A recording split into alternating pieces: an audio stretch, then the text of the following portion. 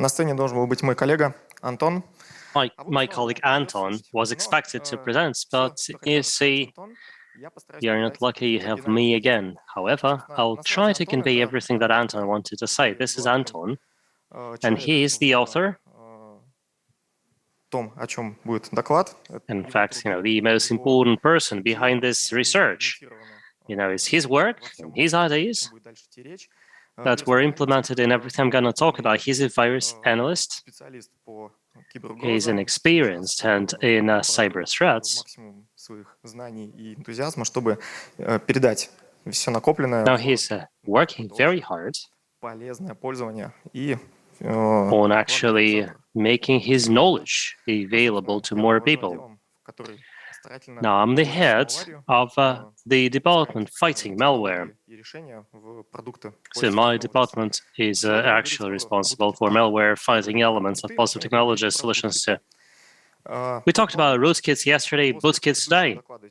So this is the plan. And we are going to, have some respite, so to speak, after the previous presentation. There will be an introduction. Next, we'll talk about detecting old bootkits, legacy bootkits, as well as detection of modern bootkits, UEFI bootkits. Now, let me remind you what bootkits are. Shown above is the launch sequence. Actually, we can spend a whole hour talking about the individual stages, but let's talk very generally. There is some preparation, then there is the kernel loading, and finally everything else gets loaded in the operating system. This is like the simplest way of explaining it. And the bootkit sits in the first stage, so to speak. And it's there to actually impact the way that the operating system is loaded. So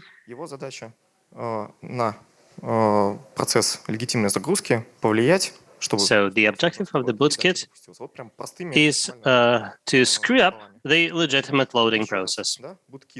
Forgive my French. So the objective or the purpose of the bootkit is to start up as soon as possible, because the sooner it starts, the more difficult it will be to detect. Moreover, this way it maximizes the privileges it gets and the opportunities it has for compromisation and installation of its own malicious code. So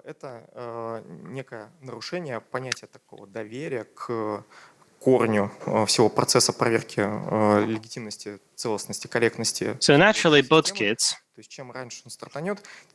if they are successful, will undermine the root of trust.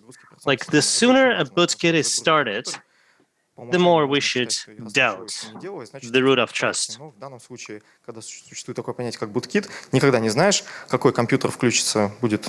Indeed, you never know, which computer will be secure and safe and which will not be.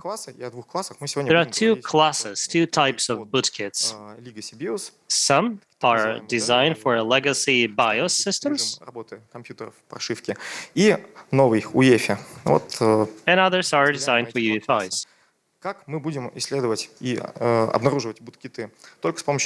So how we go into research and identify bootkits? We'll need hypervisors and virtual machines for that. So when we're dealing with a computer that is restarted, will kick into action again, we will not really have a reliable tool for tracking the whole startup chain. So naturally, we need an observer, so to speak, who will actually be able to monitor this complicated process, which means we need a hypervisor, we need virtual machines that will, effectively reproduce what a regular machine does. So when I say hypervisor, I mean Drakvuf, our favorite tool that we always talk about. Naturally, it's not the only tool like that. So we can be using a Xen or a KVM, though the best combination is KVM. And additionally, you would want to have more things attached to it. Let's put it like this. And various hypervisors will use various APIs, but in any case, we will want to standardize many operations, and that's why a LibVMI library has been developed, which is like an intermediary between hypervisor and the abstraction, which will be human readable, so to speak. Also, LibVMI, and this is the right-hand part of the slide, will support, callbacks and event log handling. So there will be like a chain of events happening, and for every event, you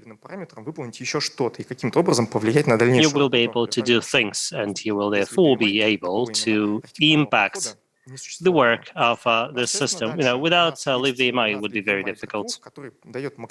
On top of LibVMI, we have Drakvuf, and Drakvuf actually provides the right level of abstraction for a programmer or a security analyst. So,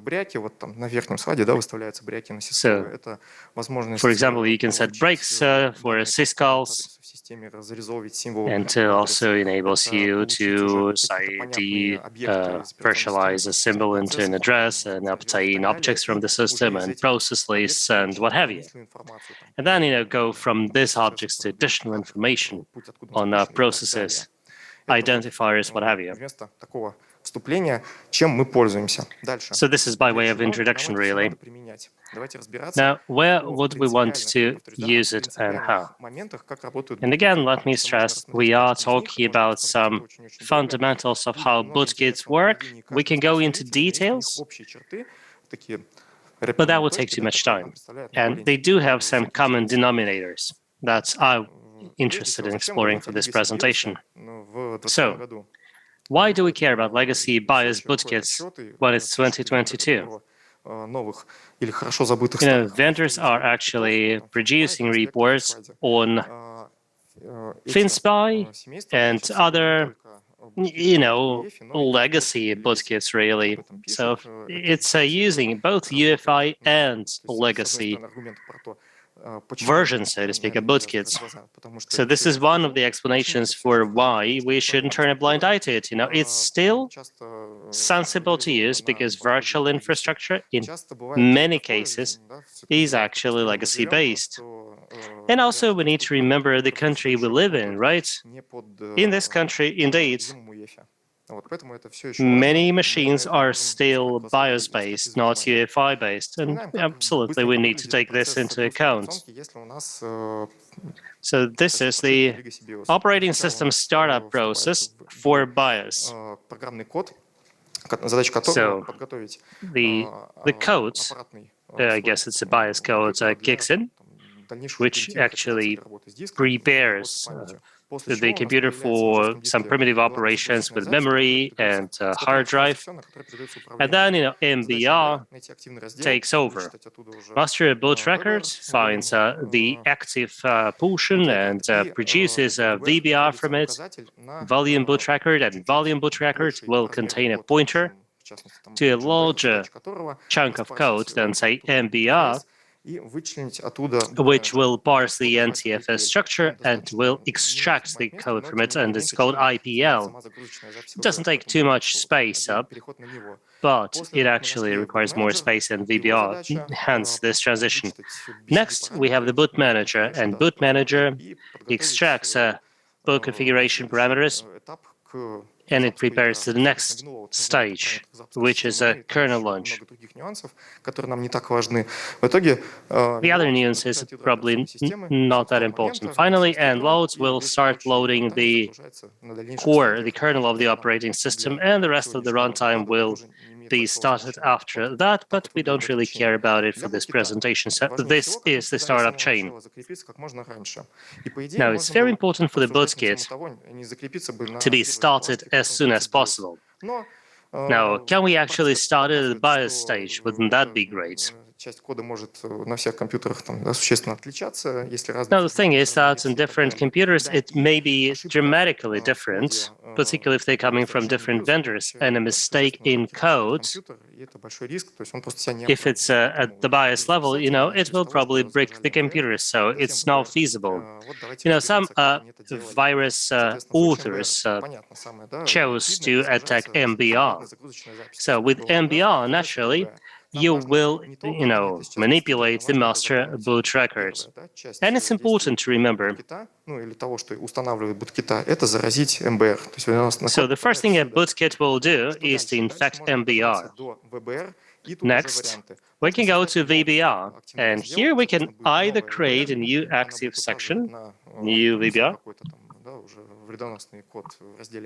which will point to its own malicious code. Or alternatively, we can take the current VBR and change the code in it. Or we can actually manipulate a pointer to IPL, so that it points to our own payload. And bootkits should really choose one of these options. They need to attack either MBR or VBR. So the infection itself is pretty simple, in the user runtime. So in the user mode, there will be an API that will get access to the hard drive. It's like raw access, and then an entry is made in certain sectors of the disk. There will be shifts there, but probably we shouldn't be talking about it today. So there is an API, and infections with such a bootkit can actually be registered in an analytical environment, in a sandbox. The same will be true for VBR and IPL infection, because it's a similar type, effectively, of access, just different partition. Well, this would be like another implementation of the same. So, what do we have here with the legacy bootkit? Now, we can actually check MBR, VBR, and IPL as potential spots for a bootkit.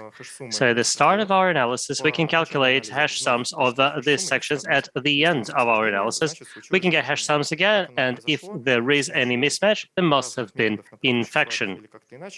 And the methods previously described must have been used for that. Well, naturally, whatever the methods, we should make sure it doesn't happen.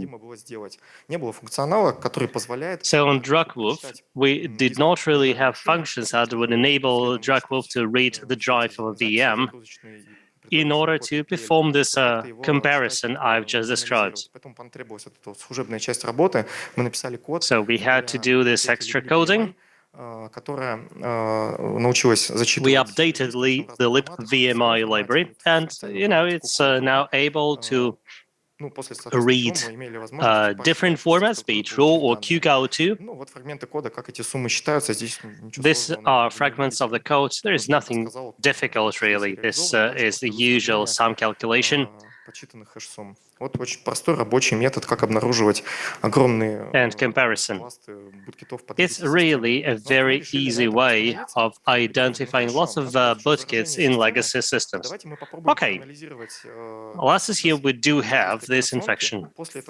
Now let's analyze the process of operating system startup after the bootkit infection. So there is this interrupt vector table where every bootkit will do a very important thing. So with a shift 13, it is actually going to rewrite the processor for drive operations, because every bootkit will need to intercept this particular interrupt. So all the known legacy bootkits use this particular method. So we decided that we should also check that.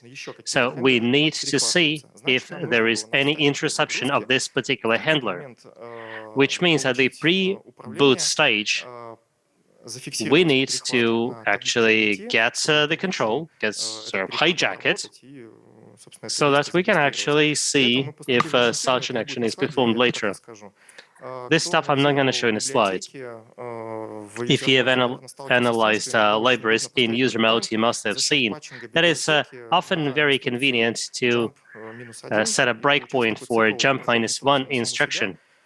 Well, this way, the instruction will jump back to itself. In assembly code, it will look like EB if something. So we did pretty much the same. So we took MBR, and the first byte we would actually rewrite with EBFE. This way, we were able to reboot the virtual machine, wait some time, then connect Drakvuf, and then we would know right away where we are. We could stop the machine anytime and substitute the bytes and so on.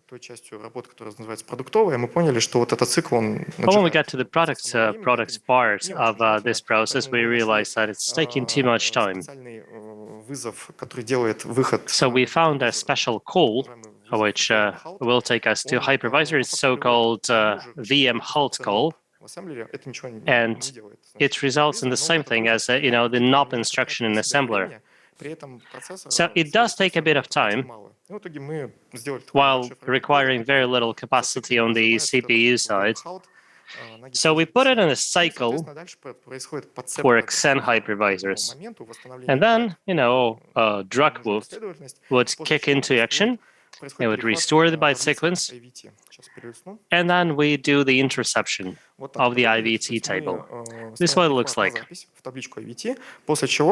So we do this hooking trap in the IVT table, and once the breakpoint is triggered, we'll actually see which particular handler was overwritten. So this is effectively additional information on how a particular bootkit prefers to work.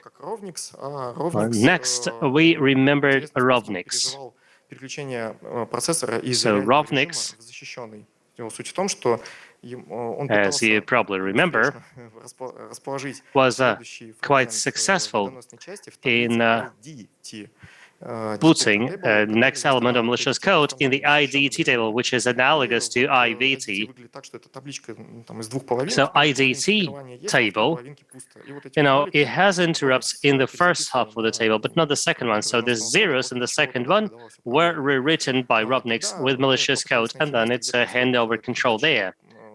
So we tried finding where this handover is happening, to a secure mode. And this function is called BM main, I think. In boot manager exe,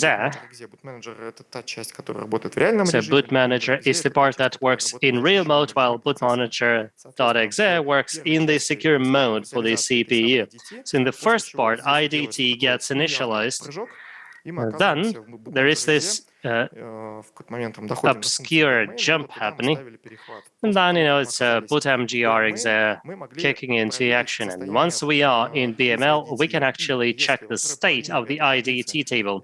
And if in the second half of this table there is something besides the zeros, we realize that something must have been written there, something malicious possibly. So it could be rovniks or some other bootkit. We can actually see that there are some simple operations here. So we are comparing bytes to zeros, and once we see that there is something rather than zero, there will be a message that we've got some weird shit in IDT that shouldn't be there. So this has been an interesting challenge about, using Drakvuf at an earlier stage, because previously we used it for user mode and kernel mode. We called it Drakvuf 16, like Artemis 16, which is, a nuclear research city in former Soviet Union. So once Drakvuf 16 has done its stuff, it hands the operations over to Drakvuf regular. Now let's talk UEFI. It's actually less complicated with UEFI. I mean, I could have given you a more convoluted picture had I, drilled deeper into the UEFI element in this flowchart. We won't really be talking about the UEFI initialization, about the individual drivers firing up there. What we care about is that there are state ports there, like SPI and what have you. And then it's sort of handed over to the program blocks which are sitting in UEFI system partition, and all the other elements of UEFI boot managers, and as well as NTS kernel, which is obviously sitting elsewhere, but all the other stages, they're actually very similar to what we had in legacy, which means that the objective here is the same. UEFI boot manager is doing the preparation, and then it loads the kernel. So all the interesting things happen at the UEFI stage. So what do the modern bootkits do? Those that are targeting UEFI systems. So we have UEFI system partition, which stores some of the critical components, such as the boot manager. Now, a boot manager can be patched or substituted. For example, if you remove it and you put boot manager another one, maybe even in a different folder, and then you reinitialize BCD so that it's pointing at a different file. Well, then you will be using a totally different file for starting up the whole system. It's a primitive way of doing it, but it works. So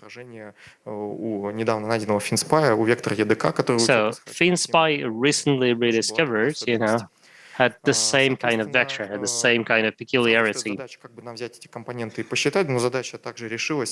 So how do we quantify all these components?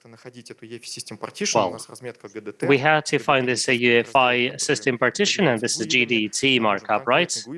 Which means that we're using GUIDs here, and we're looking here for type GUID, and then we do FAT32 parsing, which we actually did in Drakvuf itself, and then we would take the files and folder lists, and now we would, check the checksums. I mean, it would take the hashes of boot x64. It's actually backup of the regular UEFI. So if the first one doesn't work, you can actually leverage the backup, and BCD is a host of BCD parameters which impacts the way that the operating system is booted. Then, all this content we would hash, just like the list of folders. And then if we discovered that, something got changed, then obviously we were dealing with a bootkit in the system partition. I guess it's a pretty obvious stage. Not so obvious will follow. This is something that happened in 2018 when LoJack's bootkit was discovered. Since then, some bootkits were discovered for which the initial infection vector was discovered. For most, it wasn't. Now, LoJack would actually infect SPI, and it would rewrite the firmware. So when we're talking about UEFI bootkits, the big question is, how do we infect SPI? So there's vulnerability issues in SMM, what have you, they're all designed to actually infect the SPI. Well, and so we are going to discuss the most interesting elements of this particular infection trajectory. So I'm showing here an excerpt from ESET study on how LoJack worked. I should probably know that LoJack, just like Trig-boot, they both used a driver called RV Everything, which is a legitimate driver, in order to interact with the firmware. Well, neat, isn't it, rather than redo a pile of code. So if you wanna detect at least some infections, you can actually search for a driver like this. If it emerges on your system, there must be a reason for that. Both Trig-boot and LoJack later on use the same approach. So we need to write information to SPI. We need to get access to SPI before that. And every PCI device, SPI included, has a so-called PCI configuration space, 256 bytes long. And here in the center, you see this large white quadrangle called base address registry. So this is the place we need to get.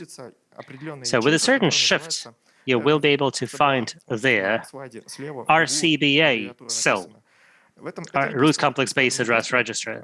So this name suggests it's a register, and it contains a particular value which shows the place in the physical memory of the computer which will contain RCRB.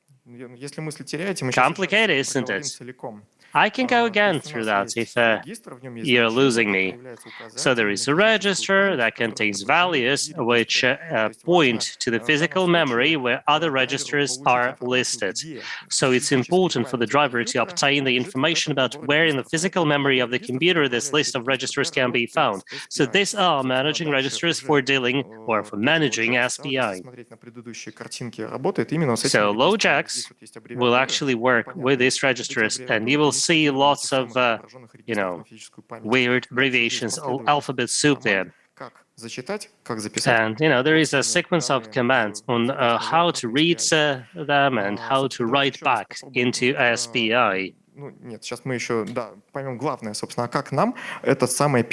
So the question is, how do we, PCI configuration space, how do we actually get access to it, particularly given the offsets?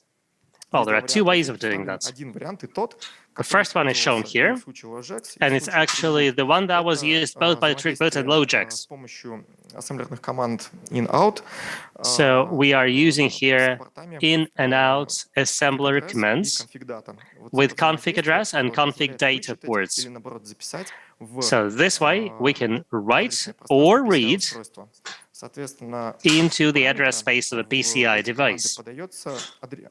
And as parameters there, we will be using, say, the address shown in green here, and this address is coded from initial information on the bus and the device and the number of the function. And the fourth parameter is the actual register offset. Well, we actually need to do the writing or the reading. So there is a formula that actually encodes all these four values into a single figure. So this slide lists all the actions you need to perform in order to detect UEFI bootkits. Now, let me walk you through this logic again, because I understand that, just listening to this probably helps little. So first, you need to use in-out instructions for specific ports in order to get information on PCI address space. Now, when you have the ability to read data from this space, you will be able to read RCB registry value with references to physical memory space, and there you will be able to find information on the specific registers, and you can use their address value to read and write data from or in SPI. There is also a way of getting access to SPI address space a different way. In modern chipsets, this managing a register block will be shown in a CPI table. So we can grab the physical address there, which means you don't really need to do assembler in-out instructions. But we decided to do exactly that because this is considered a more reliable method, and this is how bootkits do it. Now, some people say that mapping of physical memory, when it's virtually represented, may result in a race condition. I'm not sure this is the case. We haven't tested it.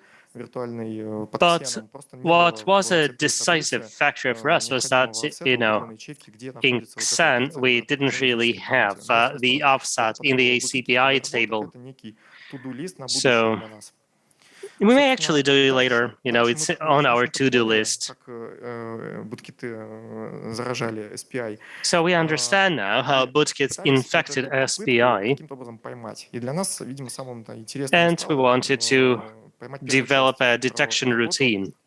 с гипервизором инструкциями in-out. И in, и out, обе эти инструкции делают... So we are looking now for in and out instructions because they effectively about escaping from a virtual machine to the hypervisor. Well, without them, the hypervisor will not be able to analyze the state of the virtual machine. Есть много ассемблерных инструкций, которые позволяют... There are many assembler instructions that would result in something like this. For example, ACPI UID. There is also RDT-SC instruction, which enables you to check processor time intact. But we didn't really know how to leverage it. It was not available on LibVMI or Drakvuf or in Xen API even. В итоге мы полезли в Xen, сделали там доработку. So we actually had to update Xen, and then this, I guess, so we actually added the instructions for handling those situations when, there is a VM exit for an in-out operation. And this way we can actually process it in Drakvuf. So we set intercepts for every case of escape from a VM for any in-out instruction, and then we check which port is being addressed. So if it's a particular, say, PCI config address port, we will be guessing that somebody is trying to read PCI configuration space, which is a good marker that something can be going wrong. But responses naturally may differ. So, for example, we can talk about like secure bots are being off and say writing to SPI without any issues, or like SMM modes, which was leveraged by Lojax, where the bits responsible for two other bits enabled one of the bits to be put to 0, or one of the streams could be put into SMM mode, or race condition could be leveraged in order to switch off the other protective bit. So these different manipulations are available for sure. Снимается как вопрос, потому что сам факт того, что происходит некая уже разведка и попытка получения информации. But, if you see that, there is a request to the firmware, somebody is trying to recon, obviously you have enough time to thwart it. Naturally, this is not the end of this research. We obviously realize that на всякий такой же, пожарный, проработать векторы. But just to be on the safe side, we also need to consider other vectors such as SMM mode, code execution. And we're even thinking of developing an event tracing system in UEFI so that, we can actually say, how modules are invoking UEFI APIs. The most important problem right now is that in the current version of Xen, there is no information on SPI. There is, in fact, no opportunity to properly analyze the SMM mode, which means that, additional code development will be required. Since I've got more time, I should say that actually updating Xen is a headache,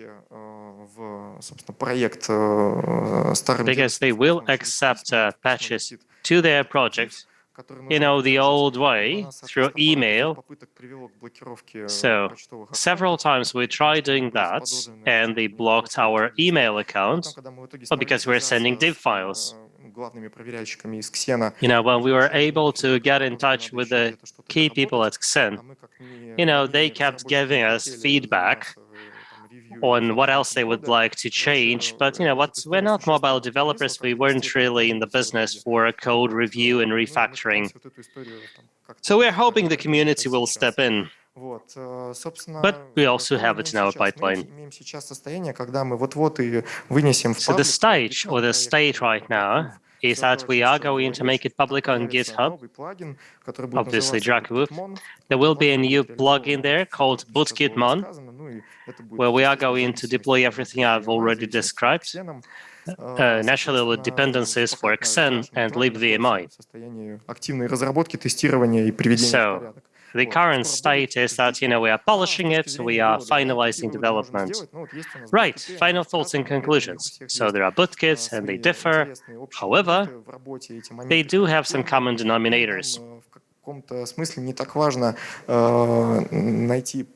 So in fact, we may not care that much about a particular family a given bootkit belongs to, because there are ways of, identifying them very early, where they don't differ. But we need to be able to register the bad events.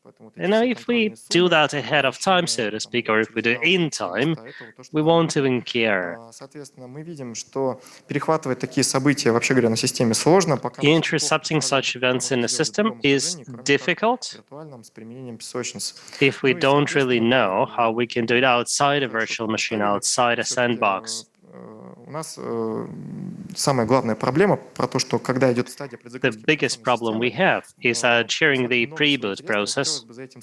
Lots of interesting things are happening, and we would love to be able to get some visibility there so that we can actually identify something weird, something suspicious. And the solution we have developed, I think, is an interesting architectural find. So please help us save the world from malicious bootkits. Thank you very much, and look forward to our plugin. У нас есть больше 15 минут, поэтому... We have over 15 minutes for questions. Там уже, да, видимо, впервые подошли. Давайте оттуда вопрос послушаем. Меня слышно хорошо? Да, слышно, здравствуйте. Собственно, добрый день. Я бы хотел просто попросить услышать пару слов о восстановлении корректной работы. Please talk about восстановление конкретной работы загрузки операционной системы после того, как Bootkit уже restoration of the boot process. Once Bootkit has already created with the system. I won't give you any fancy recommendations, really, because if we're talking about the firmware, and if the firmware has been infected, it's not a typical case. It's like one thing when you can deploy, snapshots of an operating system, like the same operating system everybody knows. But firmwares, they're all so different, and some users don't update their firmware. I'm not sure there is a reliable automated solution. I think you can do, for example, memory dumps of chipsets and boot records if we're talking about the legacy systems, and then restore from that. Это все собирать. Возможно, это можно переложить на решение класса and over a site. Or potentially you may want to do EDR. Машине пользовательской. Чего-то общего вряд ли получится предложить. I'm not sure there is even a centralized solution possible, let alone available. Hello. Спасибо большое за интересный доклад. У меня есть вопрос Thank you very much. перспективах использования вашего My question is about the prospects of your plugin участие в разработке, учитывая, что ваш and how can I actually participate in the development, given that your GitLab is Bootkitmon окажется в GitHub, в проекте Drakvuf, в общем репозитории. Further evolution will be available in Drakvuf. So what I've been talking about is an announcement. I'm just saying that we're almost ready to make it available to the public, making sure there are no stupid bugs left in it. Fit to open the doors. And going forward, we'll need to teach a hypervisor to support more modern chipsets. And just like I said, UEFI tracing is another element in our roadmap. Еще там третья рука есть. Здравствуйте. Скажите, мы сейчас с вами рассмотрели такой некий форенсик, да, то есть уже постфактум. Now we've been talking about this, forensics case, really, analysis post facto, so to speak. What about prevention? How do we make sure there is no infection, preferably in an automated manner? части, да, там первого пункта ответа на вопрос, превентить нужно не bootkit, превентить нужно то, что его устанавливает. Well, what you need to prevent is not the bootkit, but rather installation of bootkit, because any malware, before it drops the bootkit, will do lots and lots of things like recon and persistence and what have you. So this is the stage where you would want to intercept it. In order to install a legacy bootkit, obviously you will need rights to write into the boot record. So if a particular solution can actually observe in real time all attempts at accessing the raw data in the boot record in real time, that's what you need. For UEFI, well, you may also want to track the access to MVRAM variables, MVRAM variables. Some of the recent variables, you can actually switch secure boot off. And indeed, there is this close functionality for some commercially available laptops like this. So this is something that you should be able to do in real time. Вопрос здесь и еще там вопрос. Спасибо большое за доклад. Извините, такой вопрос. А что из перечисленного вообще нужно, если Which of the things you've listed will be required if we have a trusted execution path, if we have a proper boot guard, if we have secure boot? Well, they do have their problems for sure, but all the known cases of, say, implants in the firmware, at least in public knowledge, they will all be abusing misconfiguration of the platform or bugs in the firmware.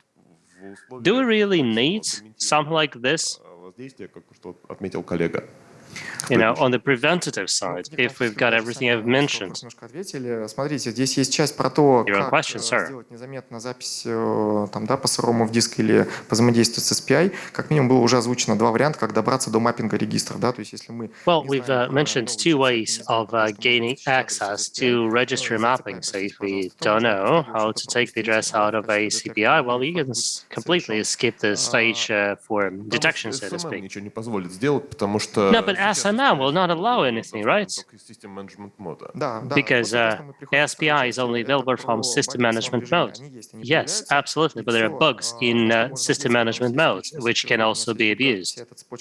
So when you've got boot guard and secure boot and the whole root of trust, the only vulnerability remains in the SMM. And research done by various vendors, including by well-known Alexander Mitrosov, many vendors make this mistake. So many products in the IT world, they get released with bugs and errors. So indeed, you can disconnect some of the protections from SMM and then drop your bootkit. So effectively, we need to analyze the firmware in order to find obvious bugs in the SMM. Our approach so far has been different. We've been looking at how we can identify a bootkit which is already there, which is a forensic kind of exercise. Absolutely. It's a forensic exercise on a test system. Thank you. Хорошо. My question has already been answered. Спасибо за доклад. Я здесь, если что. Да, вижу вас. Здравствуйте. Здрасте. Thank you for your presentation. Несколько вопросов. I've got several questions. The first one is about the plugins and modules that you mentioned. Are they integrated in the product anyway? Это та часть, которая идет в open source, которой могут пользоваться все. Yeah, it's part of the product. Пользователи сэндбокса, они как бы могут... So, the users of the sandbox, if, say, they're analyzing a particular bootkit using your product, they will be getting an alert or some notification. Именно саму я там могу ее каким-либо образом подампить и сам отреверсить. Is there a way I can dump and reverse engineer it? Well, there are not too many users who will be able to analyze what the product can dump. But, in fact, if there is a discrepancy in hash sums, и оригинальной, и измененной части, чтобы можно было это then сравнить. there will be like an automated dump of the original hash and the modified one. It's an open source solution. I guess it can be integrated into other systems as well.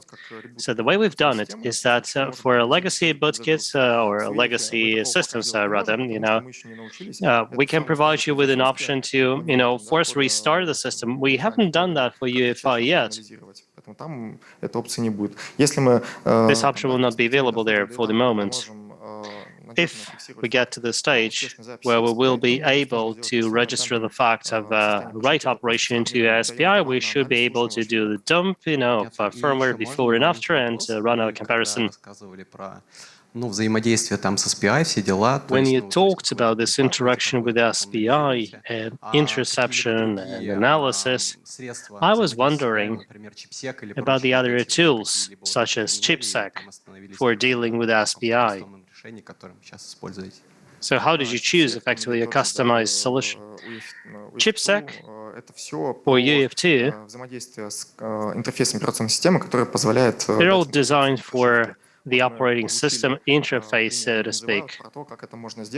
But here we're showing you an example in the wild, so to speak, where with in-out constructions you can get access to, physical memory map. Otherwise, interacting with the firmware itself, we haven't found. If you know them, please talk to me later. I actually believe that, if there are other solutions available, we should integrate them as well. Спасибо. Thank you. Вижу, да, вопрос. Да, здравствуйте, меня зовут Александр. Хотел узнать, I'm Alexander. он фактически будет детектировать именно So this plugin, it's going to effectively detect issues based on checksum deviation, or will it also be tracking for some activities? Well, because, some companies that, for example, they have lots of hardware. They need to install new firmware on a regular basis. How are they going to use it?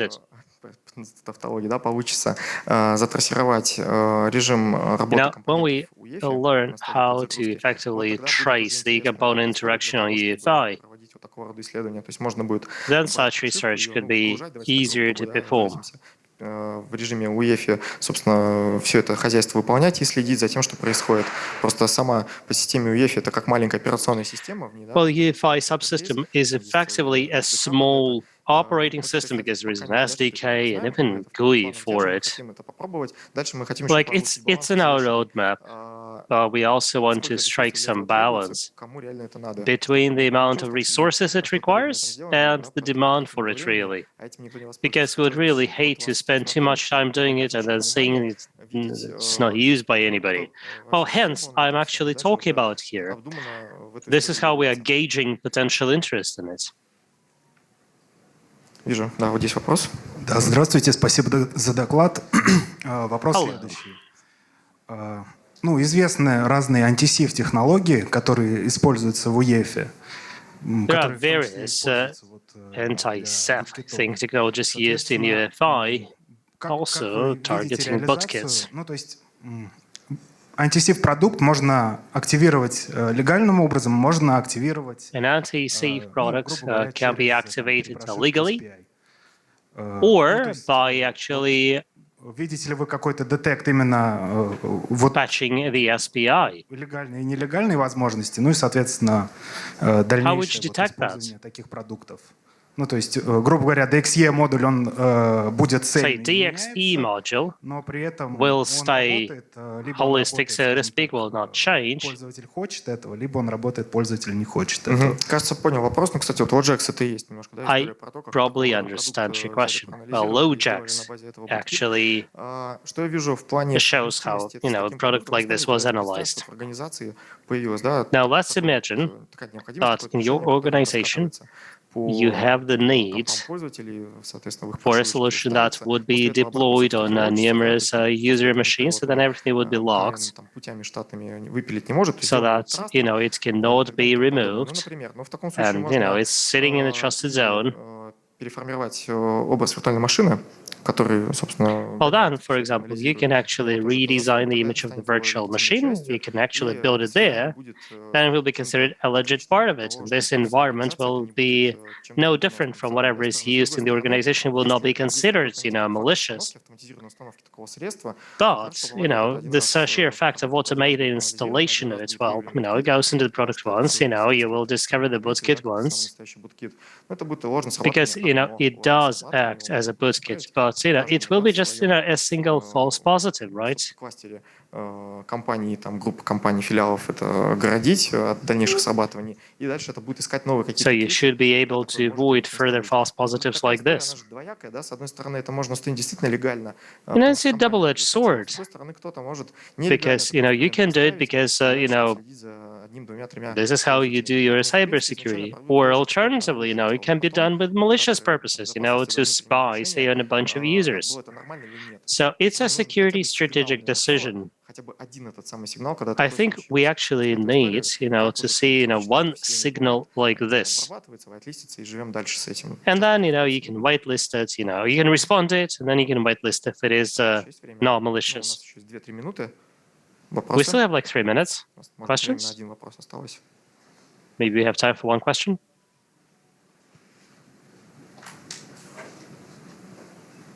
Не вижу рук. Спасибо вам за внимание. Надеюсь... Thank you very much. I hope you're going to use it.